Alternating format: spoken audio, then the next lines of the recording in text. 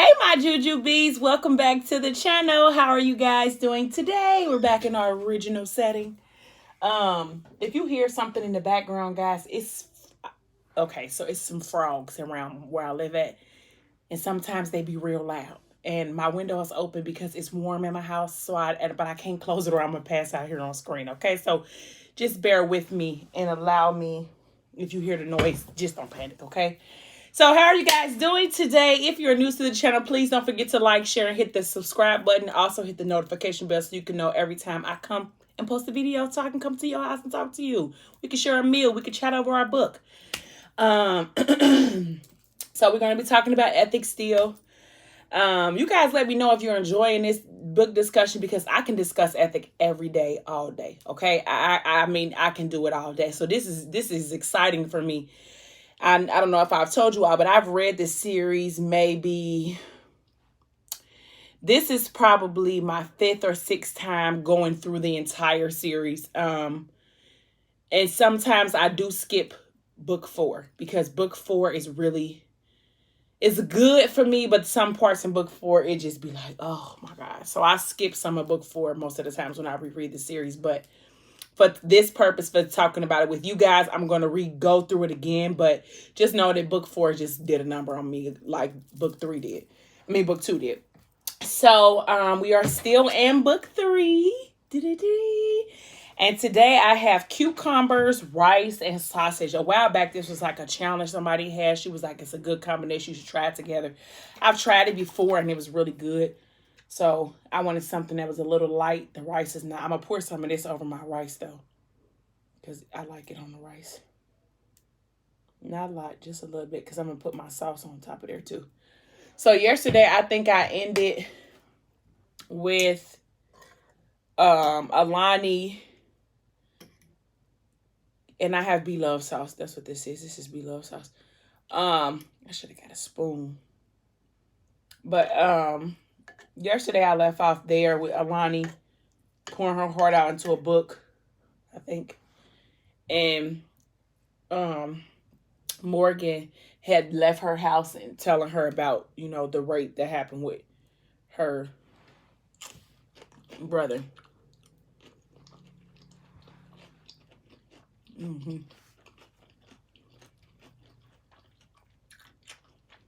These sausages are chicken apple sausages. They are so good. So, I'm going to go back some in the book. And I'm going to talk about Messiah and Morgan. Because I kind of just only stuck to Amani and ethic. Because sometimes I forget if I don't do it that way. So, right after... Excuse me. Come on, Onion. Right after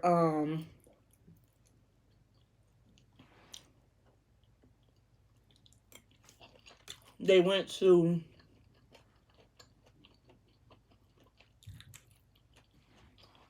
I can't remember, but the next thing that we pull up on with them, they're in Morgan's apartment. And it's all of the gang. Issa, Arya, Messiah, and Amik. And they're all playing spades. So Amik and Morgan are partners because Messiah, he just be there. He don't really, play the games or none of that stuff with them. So, but he be there because that's his girl's house they at. So I should have got a spoon that was a little quieter. But they're playing a game of spades. And the loser has to take shots. And Issa and Arya are losing. So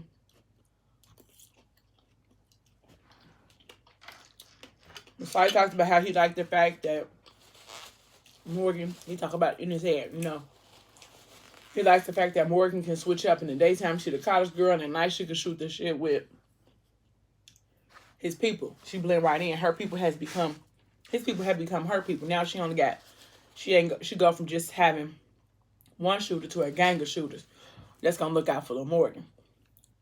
So Arya's like, I'm done. Like, I've had enough. If I keep going, I ain't gonna make it home. So Morgan's like, you can stay here. Get some covers.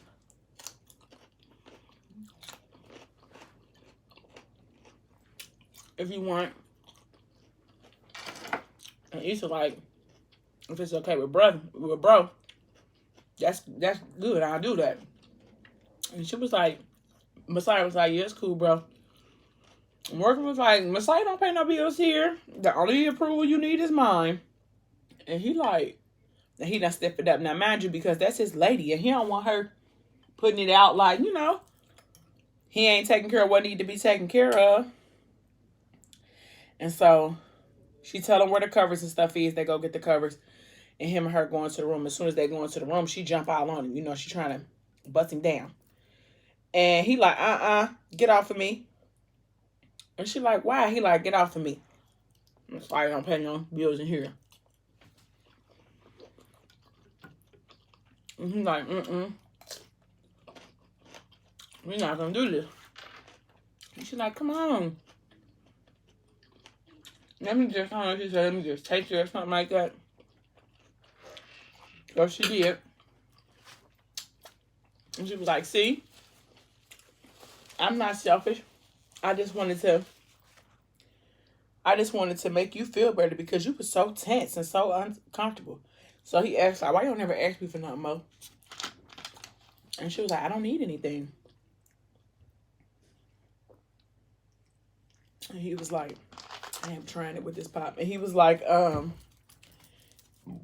excuse me, I'm your man. I'm supposed to be able to, you know, provide for you and me.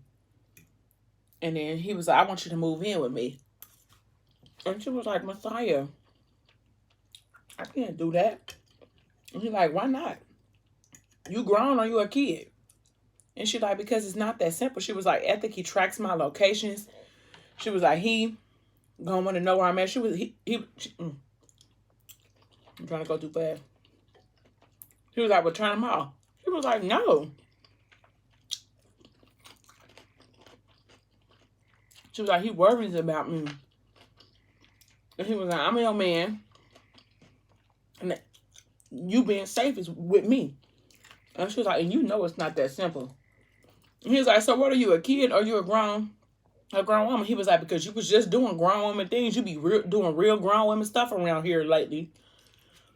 And she like, what? Like, and he like, yeah, she like, it's not that simple when it comes to Ethic. And he like, man,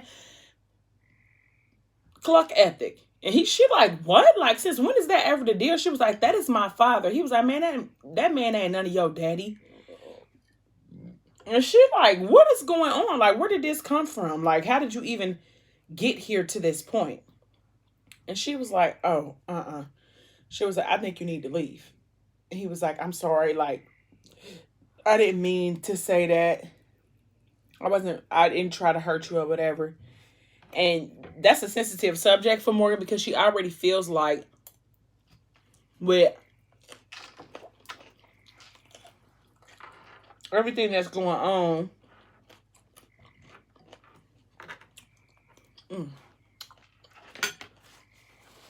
with Ethic trying to love Alani, she already feels like she don't have a place in her family, her own family anymore. So for him to say that, that's not your daddy, like, And she's like, you need to go. And he's like, I'm sorry, Mo, just come back to bed. She's like, I am about to come back to bed, but you're not. You about to go. And he's like, looking at her, because this is usually not something that she does. Like, she would go to hell and high water to be in the same space with Messiah. But this time, she was dismissing him, like, yeah, you can go. And he, like, confused. So he trying to get his stuff on. He going real slow. Like, I'm going to give her a little bit of time. And maybe, like, you know, when I get halfway dressed, she'll say, like, you can stay. Well, she never said that. And he, like, I'm sorry, shorty. Like, I love you, and gave her a kiss or whatever. And he left. So as soon as he left, she started crying. So Arya come and knock on the door like, well, what's going on? She was like, he just made me real mad. He wants me to move in with him. And I just think that that's just too fast. I'm just not ready for that. And she was like, you and Messiah are crazy about each other. It's just going to be like a little fight. You guys will get over it in the morning. It's not a big deal. And so she was like, I hope so. So she asked her, like, well, what about you and Issa, huh? She was like, girl, there is no me and Issa. She was like, he the type of guy that'll get you all riled up, having you fall in love only to break your heart. She was like, then boom, I find somebody's number in his phone. He switched the game up on me. She was like, and I'm not doing that with Issa. So Morgan instantly thought like, dang. Is that what Messiah doing to me? Playing with my emotions? Like, so she go to sleep. She wake up the next morning. She late for her class. Her and Arya had the same class together or whatever. And she's late for class. And she kind of like emotionally all over the place because she feel like they just put her in this sour mood. Like, since when was it ever like forget my daddy and forget me, and for you to say that I'm not a part of that family? Like, they just kind of hurt Morgan's feelings. It kind of brought up stuff that she's been dealing with her whole life or whatever. So she go to class the next day. She's in class. She's not really paying attention. She looked disheveled because she just been hurt. Her feelings was hurt or whatever. So when she's leaving class, she runs into Bash again. And he like, well, what's wrong? You know, what's up with that look on her face or whatever? And she was telling him, he was like, I guess you must have got back with old boy. She was like, yeah. And I think she ran into him in the hallway, though. Like, literally ran into him and knocked all his stuff down. And she said sorry. Then that's when he was like, you know, what's up with you with the tears or whatever? And she was explaining what was going on. And he was like, I can walk you to your car.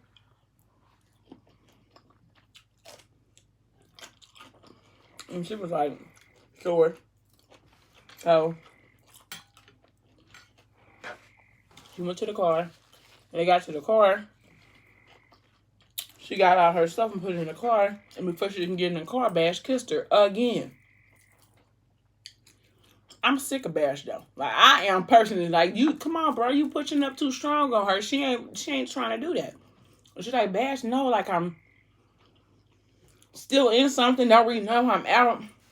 Like, And so before she could finish the rest of the statement, she heard like a beep beep. So she turned around, and it's Messiah on the other side of the parking lot. Long stem roses on the front of his car. And she like, oh my God. You know, like, oh God. So she tell Bash, like, I think you really need to go. I think you should go. Like, right now. You should go right now. She was like, he was like, wow, are you scared of him? She was like, no, I'm not, but you should be. Excuse me. And he was like, I'm basically like, I'm not scared of him. So Bash like he's like, does he hurt you? So he starts to like walk over to Messiah. And she's like, Bash, no, like, what are you doing? Like, I don't need no help. Like, everything is fine. And so Messiah's like, you better listen to her, college boy. And so she like trying to hold Bash back. But then Messiah thinking like, why are you trying to hold him back? Like, you trying to spare him or something? Like, you know what I'm on. Like, you know what I do. Like, so what you trying to, you trying to keep him back from hurting me? Because you know that's not going to happen. Like, and like, or do you care enough about him so that I don't hurt him? Like, what's going on? Like, I just really don't understand. Like, Messiah's like, I just don't understand. Like, I really can't. In his mind, he's saying this. He's trying to process it out. So he walked away. And she was like, Bash was like, you deserve better. Like, and then he finally walked away. And so when she got to the car, he like, you know what? You remember that conversation we had last night? Like, don't even worry about it. Like, we don't even have to move in together. Like, you ain't mine. Like, you wouldn't be out here acting like this if you was mine anyway or whatever. He was like, you know, you just murdered that dude, right?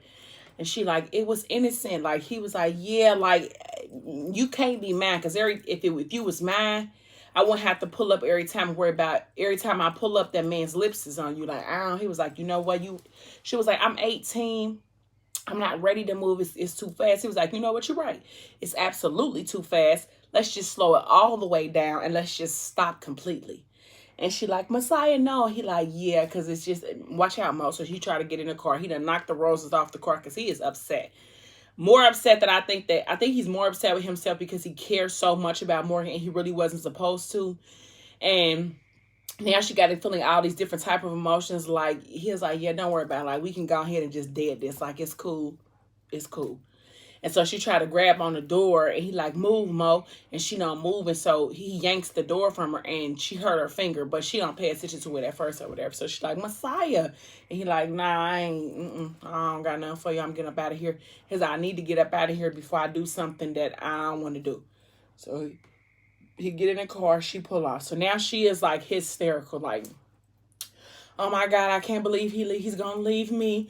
I can't live without him. I mean, she is like going through a whole whirlwind of emotions. I love him so much. And she trying to call Arya. Arya won't answer. She can't call Ethic because Ethic would kill Messiah if he found out that anything would left with them, let alone that they was talking to each other or even being in any type of relationship. She don't have any other friends that she calls, so she calls Blue.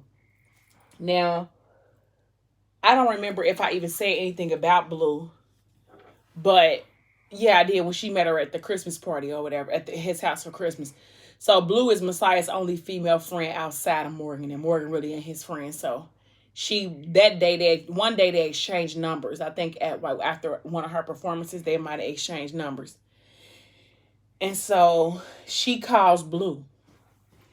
And when she calls Blue,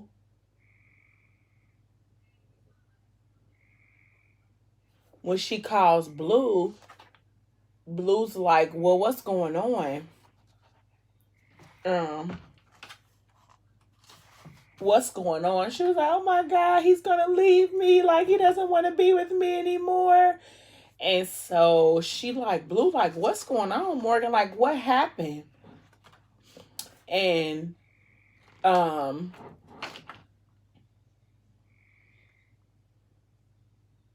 Blue like, what's going on? She's like, Blue, I messed up. Messiah's gonna leave me. And she's like, where you at? She's like, I'm at school. I can't breathe without him. I feel like I'm dying. It feel like he's killing me. She's like, did he hit you? And she like, no. I wish he had. It would have been better than this. At least I know he still cares. He just drove off. Blue. He left me. Now let me pause there real quick because I ain't gonna make this video long. But that is the first, not the first, but one of the signs that Morgan has that love thing all misconstrued. She would rather him physically hurt her and be there than to just leave her without any thought of what's going on, to just walk away without no words. She got it all mixed up. Like, she would rather stay there and endure whatever it is just to have him. Don't get me wrong.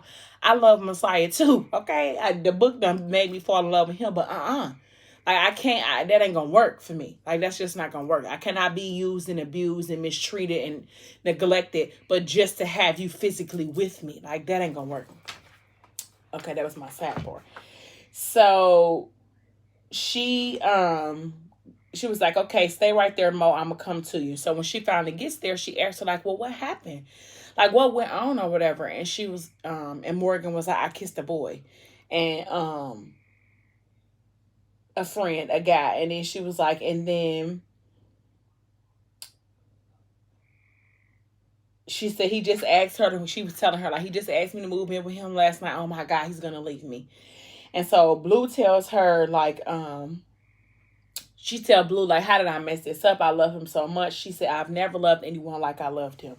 And then she looks down at Morgan's finger. I don't want to bend my book. She looks down at Morgan's finger and she's like, did he do that? She was like, no, it was my fault. Like, I was yanking on the door. I should have let go. And so Blue basically was trying to explain to her, like, it's okay to love him, but you have to love yourself more than you love him. Like, you are losing yourself in him. Like, you 18 years old, you're a freshman in college. So what if you kissed a boy? Like, that's what you're supposed to do. The type of lifestyle that Messiah has requires loyalty that you can't give him right now. And to be all honest, he shouldn't expect it from you. Like, he's 25 years old. He's lived his life. He's probably lived his life 2 times over all the stuff Messiah has done. So he shouldn't expect you to give him the type of loyalty that a 25-year-old street king needs, because you can't give it to him. That takes away your life. It takes away who you are. And granted, he told her that before he wanted her to live, but once he fell in love with her, that kind of went out the window. So she was like, you have to learn how to love yourself way more than you love that man. And so she pointed to her boyfriend in the car. Her boyfriend in the car, his name is Iman. Now, if you are an avid reader and you are a Ashley Antoinette fan like myself, then you can read Blue's story. She has her own story. It's called Lux. It's Lux 1 and 2. So Blue's story is in there. Her and Iman. She has her own story. It's a 2-book series. It's really good. It's heavy, but it's good. So if you want to go read Lux to hear more about Blue's story, you can go and read Lux. I might put the description in the the books in the description box below if I can remember, because I always forget. But so she says, you see him over there? And Morgan looks over. She's like, that's my Messiah. She was like, I loved him more than I loved myself. I gave him more than I even had to give. She was like, and I lost myself in loving him. And she was like, you cannot do that. Like, self-love is the best love. Like, you have to learn how to love yourself first before you can offer any of yourself to anybody else. And so she was like, well, we'll just go ahead. I'll have him follow us over to your apartment and I'll stay with you for the night. So they go in the house and Morgan gets in the shower. She washes her hair and then she comes back out. So they kind of like just lay around. Morgan cries on and off. They watch TV. She kind of like, try to ease her pain or whatever the case may be. And in the process, Blue sent a message like, did you do that to Morgan's finger? You better get your black self over here right now. You better not hurt this girl. She was like, you can't do both. You need to either love her the right way or leave her alone. And this is the message that she sent to him. I might be saying that, but I'm telling y'all, she was upset at Messiah. She's like, get your black self over here. So she sent him a message. Did you hit Morgan? She said, I'm here now. Her hand is all after. Messiah, I will literally murder your mean ass if you did this to this girl. Get your ass over here and talk to this girl. She's too young for this. You're going to break her. You've seen what happens when a girl like her is heartbroken. Stop doing this to her. Let her go, Messiah, or do right by her. You can't do both. And so he got the message at 5 o'clock in the morning, and now he trying to figure out, like, damn, what happened to her finger? Like, did I do something to her finger? Because Messiah has this rage, and he sometimes blacks out. He has been keeping it real mild with Morgan and not really, like, trying to, hurt her, or he tries to water down his temper with her. But this day he let it flare, so he was thinking like, oh my God, did I do something to her finger? Like I can't even remember. I kind of like blacked out. So he gets up, he gets dressed, he goes to the store to try to get her some flowers, like nothing like the rose thing that he had made earlier, because that was a custom order. But he get her some grocery store flowers, a Snickers, and a Twix, because that's what she orders every time it's her time of the month. And so he get over there, and now he nervous because he thinking like, oh my God, is she gonna be mad at me? Like, is she still gonna even want to be with me? As much as I know that this is like a forbidden love, I can't handle it if she don't want me anymore. And he was like, I never prayed on her downfall before, but I really hope that she's still green and she still wants me regardless of what's going on, because this time I need her to want me back. So he goes up there and he knocks on the door. And when he knocked on the door, she opens it up. Now, she disheveled. She crying, her hair crazy. And he like, I'm sorry, shorty. Like, I'm so sorry. And she crying, snot running down her nose. Like, he like, let me see your finger. He like, oh my God. Like, I didn't mean to do that. Like, did I do that? She was like, it wasn't your fault. It was mine. She was like, he doesn't mean anything to me, Messiah. Like, I love you. I don't want to be with him. He doesn't mean anything to me. It was an accident. He was like, it's okay. It's like, she's like, I'm really sorry. And so she just completely hurt. And so when he grabbed her hand, like he kissed her, snot and all, he told her how sorry he is. And I think she might have told him like she'll move in with him. And he was like, no, like your word is your word. If that's what you don't want to do, you're not ready. Like, don't switch it up for me. Like, stand on what you want to do. Like, if you don't want to move with me because it's too fast, it's too soon, then that's it. And I got to just accept that. And he was still apologetic. He was more sad because he couldn't remember that he hurt her hand. He felt like, oh my gosh, if I can be this upset at her, she can get hurt in the process. Like, that's not good. And so Blue leaves or whatever, and I think she tells him like, I'll go anywhere with you and be anything you. Basically, Morgan is pledging her allegiance to Messiah. Like, I will always be here with you, for you. Like, it ain't nobody that I love more than I love you. Like, I'll go to the heavens and back for you. Okay, so they kind of make up with each other. Well, not kind of, but they make up with each other after that. And then I think after that is like the birthday party. So she make her scene at the birthday party. Then she goes to Alani's and show Alani the tape at the birthday party. I already talked about that part. So then they get into the car and she tells him like, I don't want to go home tonight. I would rather stay with you. And he like, okay. And so he kind of like in his feelings still, because she told him like, I think I am ready to move in with you. And he was like, are you sure? Because just a couple weeks ago or a couple days ago you were saying you didn't want. So she was like, if he can love her, then I can love you. And he was like, okay, cool. So they was thinking like, you know how he was like, I gotta have a conversation with Ethic or whatever, but she was like, I want to be with you tonight. So they go home, and when they go to his house, I gotta make sure I'm telling y'all the right thing. They go to her house.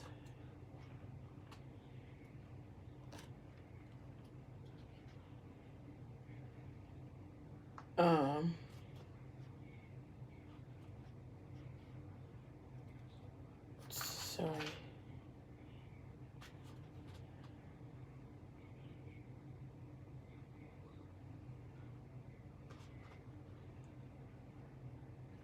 Sorry, guys. I am so sorry. Because I told Alani Ethic part first, so I had to skip. Because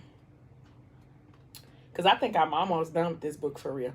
So, I told y'all about the easy part. Alani. And, okay, so she tells him, like, I don't want to go back to school. He said, you got class in the morning. And she tell him, like, I'm tired of being away from you.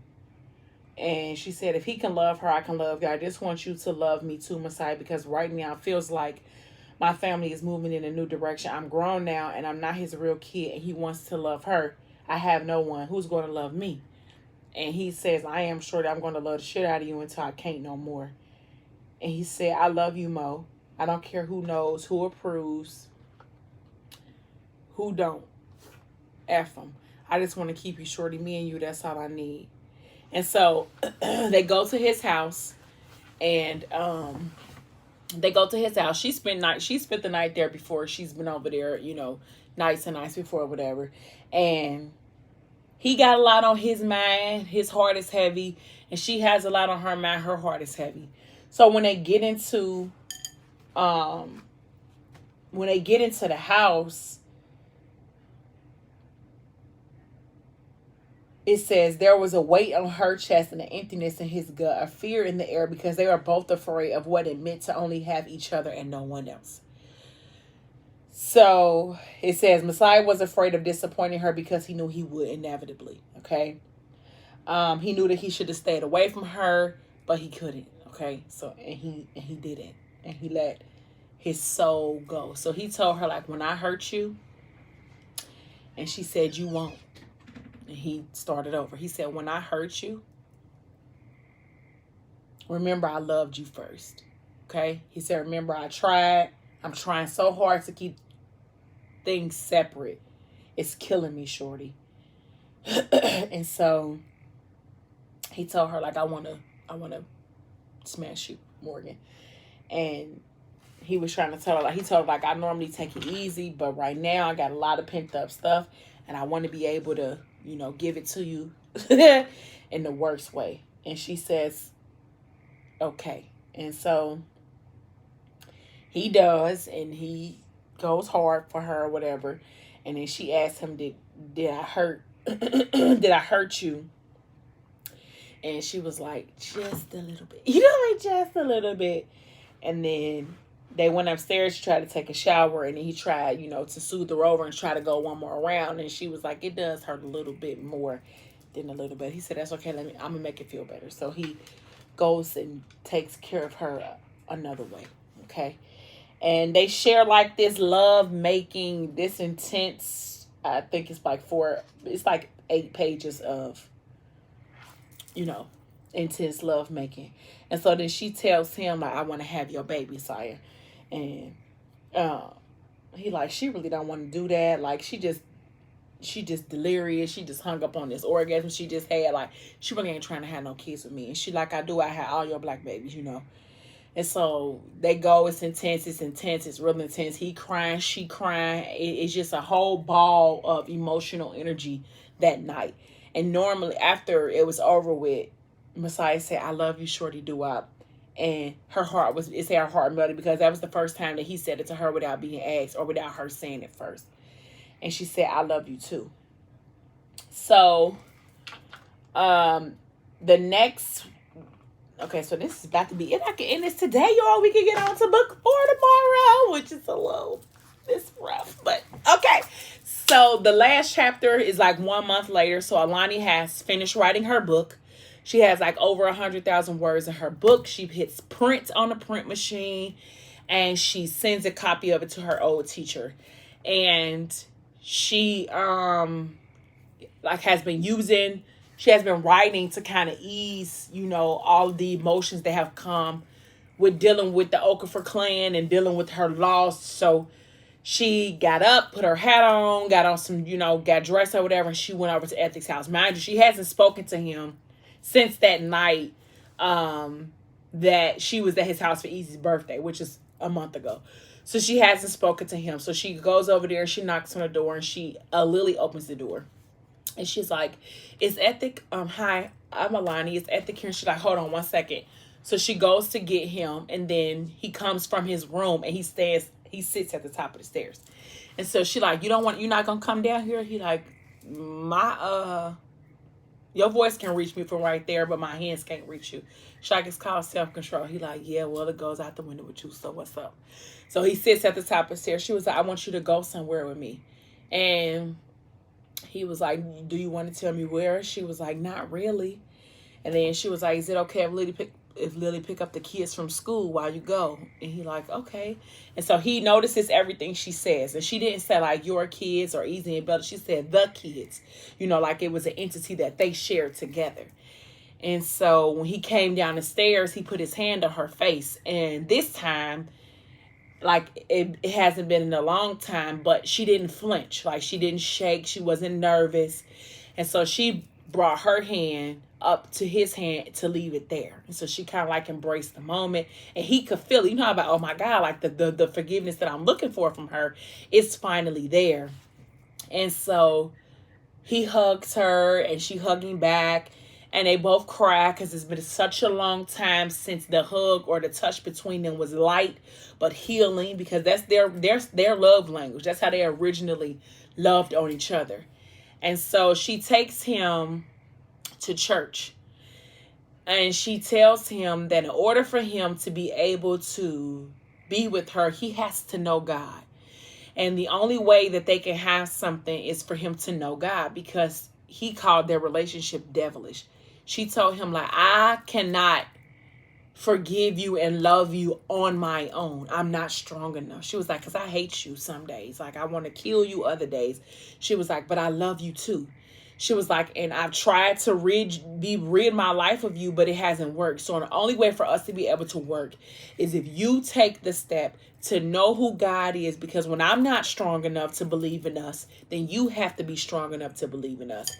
And she was like, if you do this, I promise I'll never leave again. Like I'll stay and we can work this thing out. Now this was a lot for Ethan because he doesn't believe in God. He felt like he prayed to that man when he was a kid and he was getting cigarette burns on his back and wasn't nobody saving him from being hungry or homeless or out on the street. So he felt like, nah, I can't believe in that type of stuff. Like I believe in the tangible, the things that I can touch, the things that I can see, the things that I can smell. Like I can't see, hear, or smell him. And when I needed him the most, he did not come and rescue me. Or all the other innocent children that had to go through the things that they had to go through. So I can't believe in a God like that. So that's what he told her. And she was like, you won't even tell me about Raven. And he kind of snapped, like, don't talk about her. You don't know nothing about her. And she like, see? And so in that moment, you know, after everything is happening, he thought like, where was he at when I prayed? And then instantly it kind of like came to him like maybe Alani is what he prayed for, and she's here to save him. She about 30 years late, but she's here. And he was like, maybe that's it. And then she was like, you have to believe in something. He was like, I believe in you. She was like, so if you believe in me, then you have to take that. You have to take this plunge with me, because this is the only way we're going to work. This is the only way that I'm going to be strong enough to go there with you and to live and to try to love you how you try to love me. If not, we're done. If this is a no and you can't go, then you can't oblige. She said, then we're done. And so it was like the toughest ultimatum in his life. He felt like he hasn't loved anybody the way that he loved Alani. But he also didn't believe in God because of all of the heartache and the mayhem that he's had to go through himself, as well as people that he's seen endure too. So he was like, okay, fine, I'll do it. Like, I will. And she like, yeah. And he like, yeah, I will. And so that's it. That's how book 3 ends. Okay. They go on a journey. They're starting the beginning stages of a journey to try to mend their relationship and try to figure out what's going on. She said that you won't fully know me unless you know God. He said, and I want to know every part of you. She said, then come with me. Do this with me. I swear I will never leave if you just do this with me. So she said, I won't leave. I'll love the darkest parts of you. And the darkest part, she said. And that's it. They walked into the church together, and that ends Ethic 3. So tomorrow I will be talking about Ethic 4. Thank you guys so much for being here through this series. Please don't forget to like, share, and subscribe. I would be so excited if you did. Please share. Tell everybody who knows somebody else. This video is a little long, but thank you guys for staying and watching. And until next time, bye, my Jujubee.